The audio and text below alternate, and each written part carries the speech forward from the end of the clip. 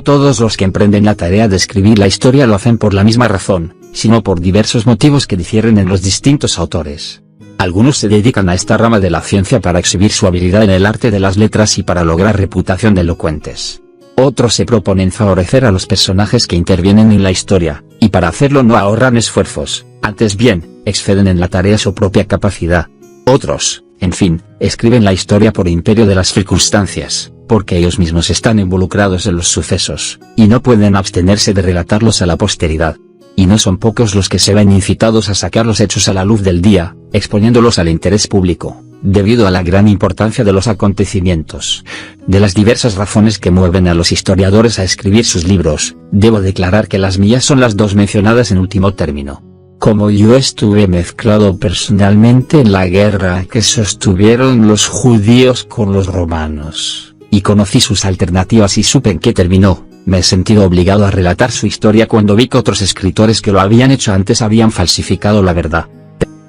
Me tomé el trabajo de escribir esta obra pensando que todos los griegos la encontrarían digna de estudio, porque contendrá nuestras antigüedades, y la constitución de nuestras cosas públicas, tal como las presentan las escrituras hebreas. Ya me había propuesto anteriormente, cuando historié la guerra de los judíos, explicar el origen de los judíos, las vicisitudes por las que pasaron, y quién fue el legislador que les enseñó la religión y la observancia de otras virtudes, así como las guerras que libraron antiguamente, antes de verse envueltos sin quererlo en la última contienda con los romanos. Como sería un trabajo muy amplio, lo dividí en varias partes, con su comienzo y su fin. Con el correr del tiempo, como suele suceder con los que acometen grandes empresas, me fatigué y reduje el ritmo de mi labor. Encontraba, por otra parte, pesada la tarea de trasladar nuestra historia a un idioma extranjero a cuyo manejo estamos poco acostumbrados.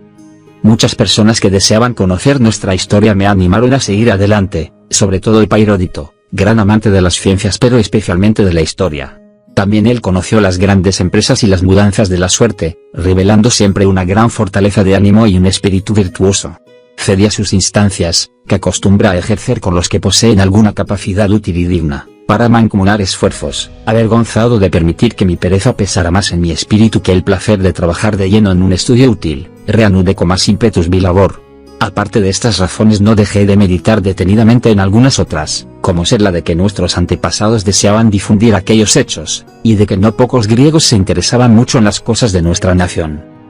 Averigüé de ese modo que el rey Ptolomeo II era muy dado a la sabiduría y a los libros, y estaba empeñado en obtener una traducción al griego de nuestra ley y de nuestra organización política ahí estipulada. El pontífice Eleazar, par de nuestros más altos dignatarios, no deseaba dar al rey esa facilidad, y se la habría negado, si no fuera porque sabía que en nuestro pueblo regía la norma de no impedir que otros conozcan lo que nosotros consideramos valioso. Pensé, por lo tanto, que bien podía imitar la generosidad de nuestro sumo pontífice, y considerar que tal vez haya otros muchos estudiosos como el rey, quien no recibió todos nuestros escritos juntos. Los traductores que fueron enviados a Alejandría solo le dieron los libros de la ley, habiendo muchos otros en nuestras sagradas escrituras. Libros que contienen la historia de un lapso de 5000 años, durante los cuales ocurrieron muchos episodios extraños, muchas alternativas guerreras, las hazañas de nuestros grandes jefes, y los profundos cambios de nuestra organización política. Los que estudien detenidamente esa historia verán que todas las cosas les salen bien, hasta un extremo increíble, y que Dios les propone la recompensa de la felicidad, solo a los que cumplen su voluntad, y no se aventuran a violar sus buenas leyes, y que cuando los hombres incurren en apostasía de la estricta observancia de las leyes, lo que antes era posible se vuelve imposible, y todas las cosas buenas que acometen se tornan en plagas insanables.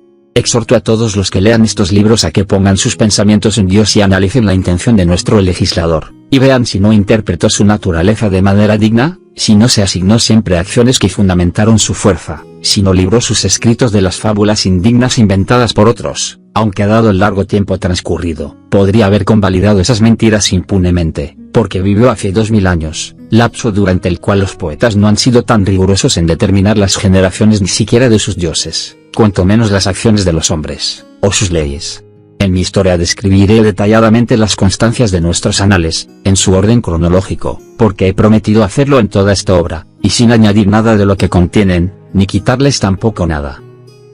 Pero como toda nuestra organización deriva de la sabiduría de nuestro legislador Moisés, es ineludible que comience por decir algo a su respecto, aunque muy brevemente. De lo contrario los lectores podrán decir que mi trabajo, destinado a ser una reseña de leyes y acontecimientos históricos, contiene mucha filosofía. Conviene saber que él consideraba imprescindible tomar en consideración la naturaleza divina para todo aquel que quiera conducirse bien en la vida y legislar para sus semejantes, y observando los actos de Dios, imitar su modelo hasta donde pueda caber la imitación en la naturaleza humana y empeñarse en seguirla. Sin ello ningún legislador puede actuar con criterio justo ni promoverá lo que escribe el desarrollo de las virtudes, lo que solo se logra enseñando que Dios es Padre, y Señor de todas las cosas, y ve todas las cosas y concede la felicidad a todos los que observan sus dictados. En cambio a los que no siguen la senda de la virtud los hunden las máximas calamidades. Cuando Moisés quiso instituir su doctrina a sus conciudadanos, no comenzó a establecer sus leyes como lo hacían otros legisladores, mediante contratos y otros convenios mutuos, sino haciéndoles elevar su pensamiento hacia Dios y su creación del mundo, y persuadiéndolos que los hombres somos la más perfecta de sus creaciones terrestres.